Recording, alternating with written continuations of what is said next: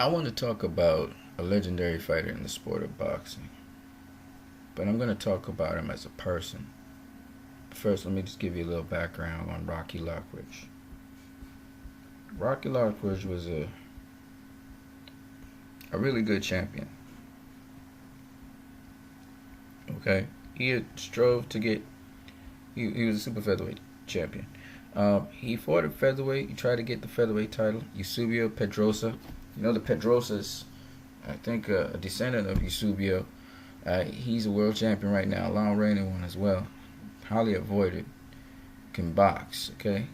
Well, Eusebio Pedrosa. He was able to retain his title against Rocky Lockridge. It was a split decision win that Pedrosa had. Back then in the 80s, he still had 15 rounders. So they go a whole 15 rounder for the championship, okay? Now, his only knockout loss was to Juan Laporte. Juan Laporte, as you know, is a Puerto Rican champion. Knocked him out in the second round, okay? Now, he would go on to face guys like Miguel Angel Hernandez. He would rematch Pedrosa. Pedrosa would again beat him. 15 rounder. It was a unanimous decision, but it was actually a closer fight than before. He went to Italy to do that.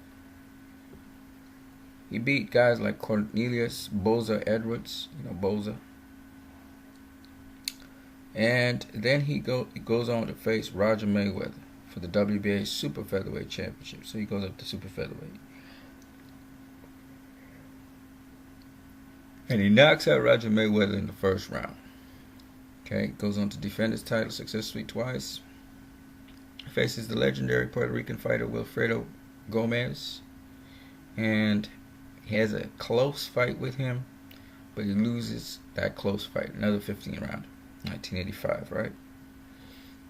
Then he goes on to face Julio Cesar Chavez. Some argue that, he actually beat Chavez. Some argue that to this day.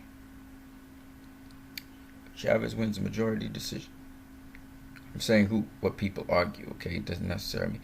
He retains the super featherweight title. He gets it again by beating a guy called Barry Michael.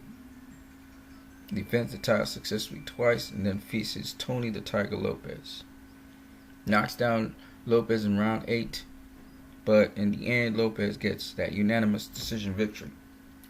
Not just once, but twice when he faces him. He ends off his career by facing Sean Mitchell. So Rocky Lockridge, though not well known, had a really good career, okay, in boxing. However, that's not what I want to point out to you guys. In 2011, this video came out. And basically, as you can see here from the video, it's saying that Rocky Lockridge was homeless. This is a man that knocked out Roger Mayweather, as you will see right here. Left hook to the body, overhand right. He stayed at an angle. Weak side of Roger Mayweather. And basically, Roger got back up, but he didn't beat the 10 count. Roger didn't expect that shot. Okay? But the point, anyway, is this. After that outstanding win and that outstanding career he had, Rocky Lockridge ended up being homeless. By the way, shout out to We Love Flip Dog. Okay? Shout out to that channel. That's where I'm getting the information from. In 2010, Rocky Lockridge was homeless. He had had a stroke. He was addicted to drugs. Now, my point behind that is we forget that these great boxers, we forget about them after their heyday. Ain't nobody looking out for Rocky now. Well, okay. He did get reunions with his son, like right here. He did get cleaned up. They did kind of take care of him a little later on. But my point anyway is this. We all love to talk about how great a fighter was in the heyday, but none of us be there. I think about Bobby Shaq Khan. Bobby Shaq Khan, I think he's still alive, because last year they had something for him. Bobby Shaq Khan is not the same. He got brain damage, all kind of stuff. Right? We don't know what Rocky Lockridge is suffering from. You know, we talking about drug addiction, but it could be possibly look at him stepping off there. It could be possibly other worse things. My point anyway is this. People look at people. You might see a homeless guy and not know that he was champion of the world, boxing great. And the fans so quickly forget about these fighters. Fighters have to deal with their own problems on their own. That's why I remember Floyd Mayweather saying something that was very true. He says, when my career is over and done, people are going to forget about me. And they're going to move on to the next. So I got to look out for me. And he was right. A boxer got to look out for themselves. We always like to look at the records of fighters in their heyday and stuff. We only consider them in the time in the boxing ring and what they did there. But we never think of them as people. You know, I listened to Sugar Ray Leonard just recently, and I realized this man is so much more of a man than I thought he was. Because Sugar Ray Leonard doesn't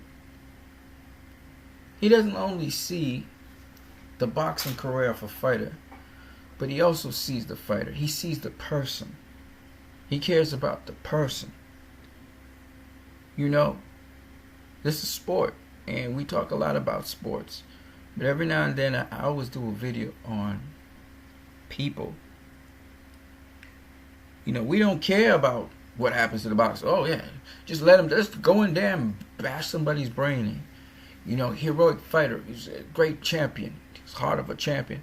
Well, what happens when the heart of a champion ends up being a guy who's homeless on the street? We still call him champ, but what does that mean? It doesn't mean anything anymore. Because the champion needs people around him to keep him a champion. You get what I'm saying? This brother had to overcome a lot of obstacles. There was nobody there to help him overcome the obstacles. It was like, oh, well, you squandered your money. You did that. And people just walk away. And he's still a champion. He's still this dude. He's the same person. From Tacoma, Washington. Tacoma in Seattle. I'm just saying. How many of us as fans actually care about... You know, they're talking about Manny Pacquiao facing Terrence Crawford. And Manny Pacquiao's had an outstanding career. Alright, he's a senator and stuff. But I'm just saying. What happens later on in Manny Pacquiao's life if Manny Pacquiao gets ill? Or he's suffering injuries from boxing. The one thing I noticed when I was watching the interview with Amir Khan, I found out that this dude took bone from his hip to fix his hand. Is boxers don't tell you the extent to which and the difficulties they go through in their career just to entertain you guys. And then afterwards, you see them signing autographs and stuff, but you don't know they have all these complications from boxing. You know, I always listen to, I talk a lot about Floyd Mayweather. I know Floyd Mayweather is not the only guy that did this. In fact, he's not the guy that founded the advocate of this. But Mayweather talked about cleaning up the sport of boxing, and I have to agree with Mayweather. Because nobody thinking about Rocky Lockridge right now. If I didn't bring up this video, none of y'all would be thinking about it. What's happening with Rocky Lockridge? What's happening with Pritchard Cologne? Huh? Ain't nobody talking about them. And Rocky Lockridge is a legendary fighter. What happened to Bobby Chacon? They got to be scrunting and raising money for Bobby Chacon. Shouldn't happen. He was a great fighter in his time. I got one more thing to say. I think a lot of times we forget that life, boxing is a sport, but it tells us a lot about life. I heard Mayweather say a lot of things, and I'm not trying to be all up in Mayweather's tail, but I think he is the best fighter, not just of this era, but also of all time. And so you hear me talk about him a lot. Another thing Mayweather said that I thought was worth the while talking about in this video is that,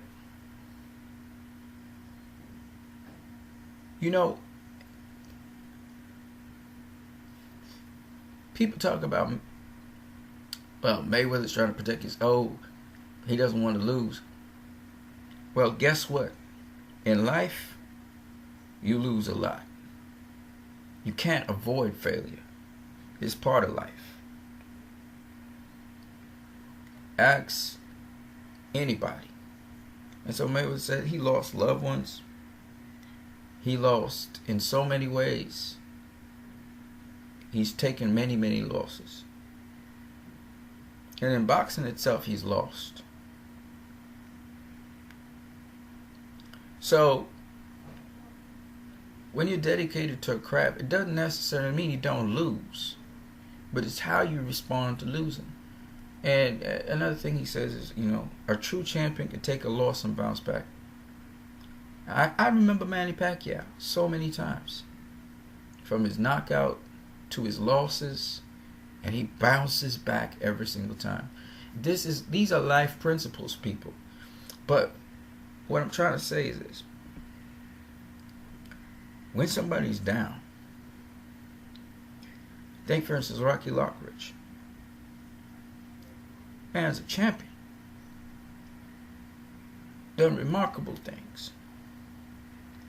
There's no reason this man should be homeless.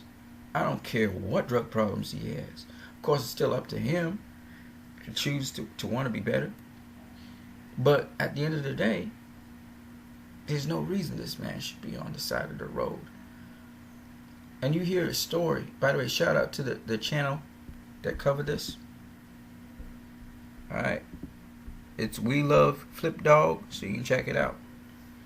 And you can follow up on what happened to this brother. Okay?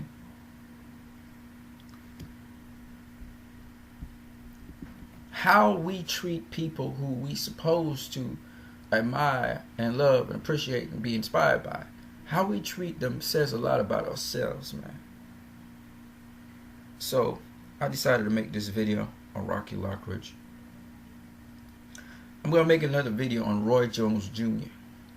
because Roy Jones Jr. opened our imagination and inspired other fighters like Floyd Mayweather Jr., Oscar De La Hoya, Shamrock Green, and other young fighters coming up in the game.